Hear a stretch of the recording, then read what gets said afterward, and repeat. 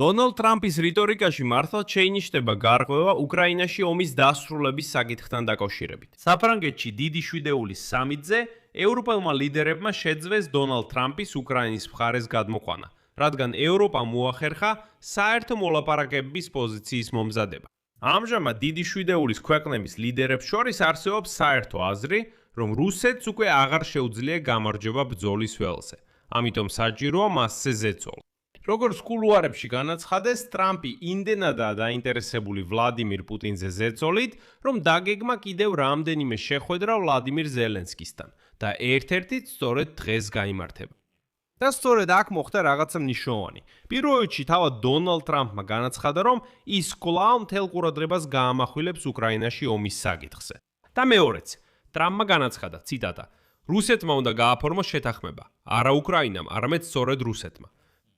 მოდით ამ გამოშვებაში განვიხილოთ, რა მოხდა ზუსტად დიდი შვიდეულის სამიტზე და ნამდვილად შეიცვალა თუ არა დონალდ ტრამპის პოზიცია. ჩემი სახელი ალექსეი პეჩი. მოდით ერთად განვიხილოთ ეს თემა, მაგრამ სანამ დავიწყებთ, გთხოვთ გამოიწერეთ არხი და დაალაიქეთ. თუ გსურთ ამ YouTube არხის მხარდაჭერა, ამის გაკეთება შეგიძლიათ ნებისმიერი დონატით, ვიდეოს აღწერაში მოცემული ბულებითა და რეკვიზიტებით, ან თქვენს ეკრანზე მოცემული QR კოდის საშუალებით. მოდით ჯერ ფაქტები. დონალდ ტრამპი და ვლადიმირ ზელენსკი შეხვდნენ დიდი შვიდეულის სამიტის ფარგლებში და მოლაპარაკებების შემდეგ დონალდ ტრამპმა ჟურნალისტებს გამოცხადა, რომ შეხვედრა ძალიან კარგი იყო და რომ ის გეგმავს შეხვდეს უკრაინის პრეზიდენტს. ისევ იმავე დღეს და შემდეგ კიდევ მეორე დღეს. ეს მან გუშინ თქვა, შესაბამისად, დღეს დაგეგმილია კიდევ ერთი შეხვედრა. ომის შესახებ კითხვაზე ტრამპმა უპასუხა უკვე ყოველგვარი მოსკოვის პირობებზე მშვიდობისკენ მოწოდების გარეშე და განაცხადა შემდეგი: რუსეთმა უნდა დადოს შეთანხმება, დამატებით რუსების დანაკარგებზე. ციტატა: ისინი უბრალოდ აგრძელებენ ბრძოლას, ჯარისკაცებს კარგავენ. მეორე მსოფლიო ომის დროიდან მსგავსი არაფერი ყოფილა. აქ თავარი მაინც იმ საუბრის შინაარსია, რომელიც ტრამპსა და ევროპელ კოლეგებს შორის შედგა, ასევე ტრამპსა და ზელენსკის შორის.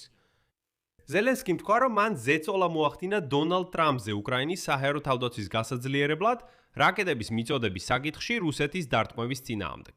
აქ აჩვენებდა კიევო-პეჩერის ლავრის ფოტოებს, სადაც რუსულმა დრონმა პირდაპირ უსპენსკის ტაძარს დაართვა, თუ ეს გამოგჩათ. საინტერესოა, რომ აქ ყურადღების ცენტრი მნიშვნელოვნად შეიცვალა. ანუ უკრაინა აღარ ითხოვს უბრალოდ რაკეტებს, არა, ეხლა უკრაინას სჭირდება ლიცენზიები, რომ თავად აწარმოოს ისინი. ანუ უკრაინა ახლა ამერიკელებთან აწარმოებს მოლაპარაკებებს არა იმაზე, რომ იხიდოს ან მიიღოს ან თხოვოს რაკეტების საჰაერო თავდაცვისთვის. არა, უკრაინა ამბობს, ჩვენ თვითონ შეგვიძლია მათი წარმოება. გვჭირდება თქვენი ლიცენზია, როგორც მაგალითად ევროპაში აწარმოებენ PAK-3-ის რაკეტებს ამერიკული ლიცენზიით, მაგრამ ნამდვილი ცვლილება დონალდ ტრამპის პოზიციაში სხვა საკითხში მოხდა. მას არ დაუთხია ზელენსკის მარტო, არამედ ეს იყო მთელი დიდი შვიდეულის კოორდინირებული ზეწოლა და ამის შესახებ ახლა პირდაპირ საუბრობენ ინფორმირებული წყაროები. ბლუმბერგი, რომელიც ეყრდნობა დიდი შვიდეულის ოფიციალურ პირებს, ასახავს მთავარს. ლიდერები, რომლებიც საფრანგეთში შეიკრიბნენ, ხედავენ, რომ ევროპა და აშშ-ში საბოლოოდ აზრთა დაახლოებას იწყებენ. უკრაინის პოზიცია მართლაც ბევრად ძლიერდება.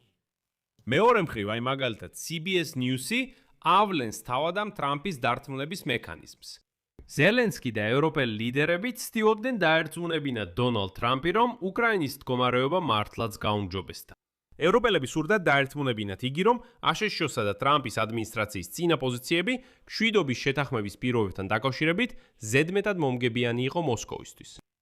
მით უმეტეს ახლა, როცა უკრაინის დრონების დარტყმებმა რუსეთის სიღრმეში სიტუაცია შეცვალა. ის პოზიციები, რომლებიც მაშინაც კი იქ ანგარიში 2025 წლის აგვისტოში გაჟღერდა, უკვე მოძველებულია.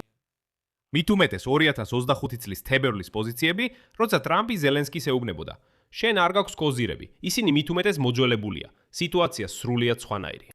და როგორც ამბობენ, ამ სამიტის ლოზუნგი, რომელსაც ყველა იმეორებდა ზელენსკიდან დაწყებული მაგალითად კირ სტარმერამდე, ასე ჟღერდა: სიტუაცია უკრაინის სასარგებლოდ იცვლება და 2026 წლის მდგომარეობა ძალიან განსხვავდება 2025 წლისგან, ხოლო უკრაინა ინიციატივას იბრუნებს.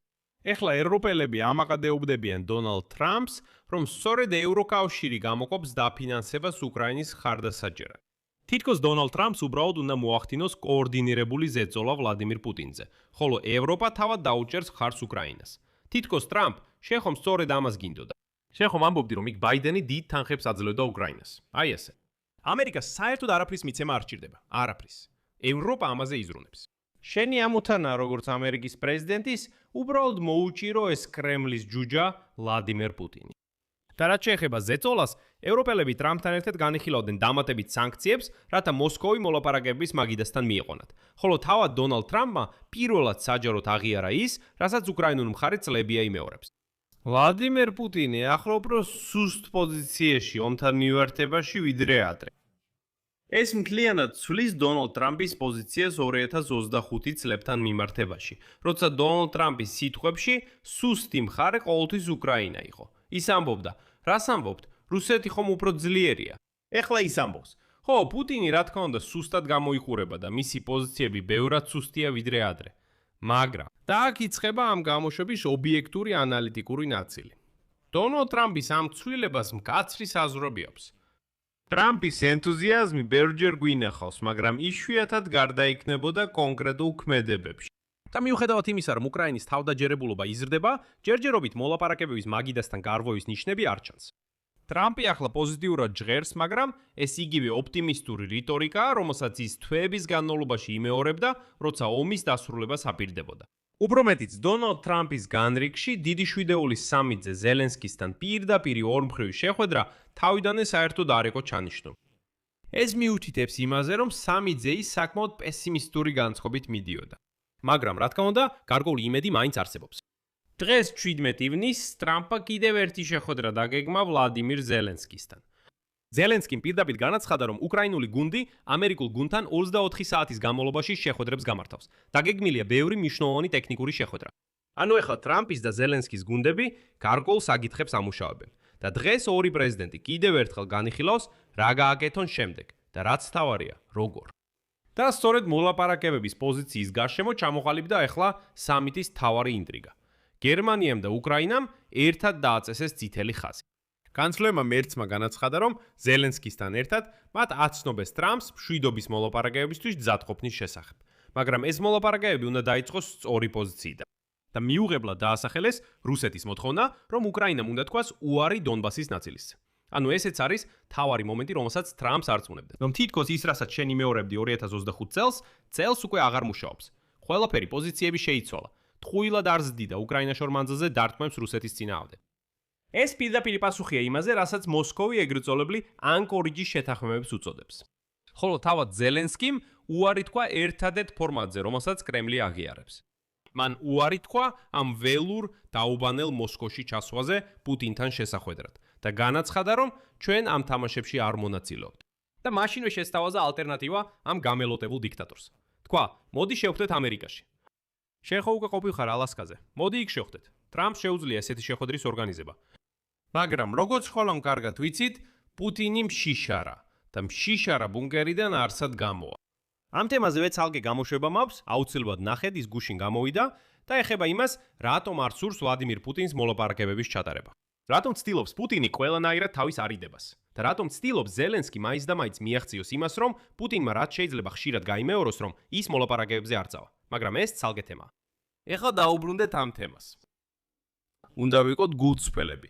მაგალითად, პოლიტიკო წერს, რომ დონალდ ტრამპის დაბრუნება უკრაინის საკითხზე სულაც არ გაახარა უკრაინის ყველა ევროპელი მოკავშირე. პარადოქსი ისაა, რომ სანამ ტრამპი ირანით იყო დაკავებული, ევროპაში უფრო მშვიდად იყვნენ.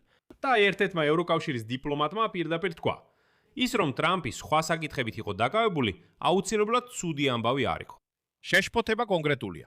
ირანის კრიზისისგან გათავისუფლების შემდეგ აშშ-ს პრეზიდენტს შეუძლია კვლავ სცადოს სამშვიდობო პროცესის პირად კონტროლზე აღება, ევროპელების მეორე პლანზე გადაწევა და მათი მაქსიმალური ზეწოლის სტრატეგიის დანგრევა რუსეთის მიმართ. და ეს ბზარი პოზიციაში ორ მიმართულებაზე ვლინდება. პირველი არის სანქციები. ევროპული კავშირი უახლოეს კვირაში დაასრულებს რუსეთის წინააღმდეგ 21 სანქციების პაკეტს, რომელიც ზიანს მიაყენებს ნავთობის ტანკერების ჩრდილოვან ფლოტს. მაგრამ ცოტა რამ მიუთითებს იმაზე, რომ აშშ-ში მზად არის ზუსტად ასე იმოქმედოს. პირიქით, შეგახსენეთ, ვაშინგტონმა შეამცირა ენერგეტიკული სანქციების ნაწილი გლობალური ფასების ზრდის გამო. თუმცა ტრამპმა გუშინ მიანიშნა, რომ თუ ნავთობის ბაზარზე სიტუაცია ნორმალური იქნება, ის დააბრუნებს სანქციებს რუსეთის ნავთობის წინააღმდეგ. მეორე კითხვა კი ისაა, საერთოდ ვინ ზის მოლაპარაკებების მაგიდასთან? ზელენსკი ამტკიცებს, რომ ევროპა მოლაპარაკებებზე უნდა იყოს არა როგორც შუამავალი, არამედ როგორც მოკავშირე საერთო ინტერესებით.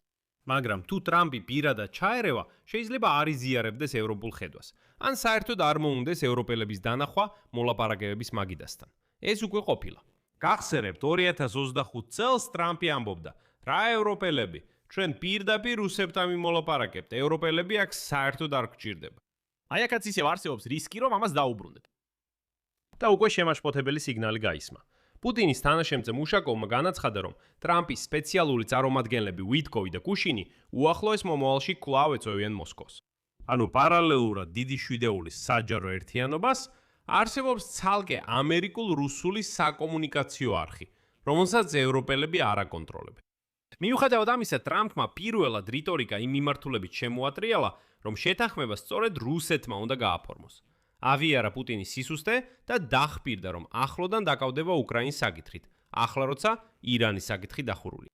მაგრამ ტრამპის შემობრუნება მაინც განწყობაზეა დამოკიდებული და არა ხელმოწერილ ვალდებულებებზე. ევროპას აქვს საფუძვლიანი შიში, რომ ტრამპი პროცესს გადაიბარებს და ისევ შეეცდება მოსკოვთან შეთანხმებას მოკავშირეების გვერდისავლით.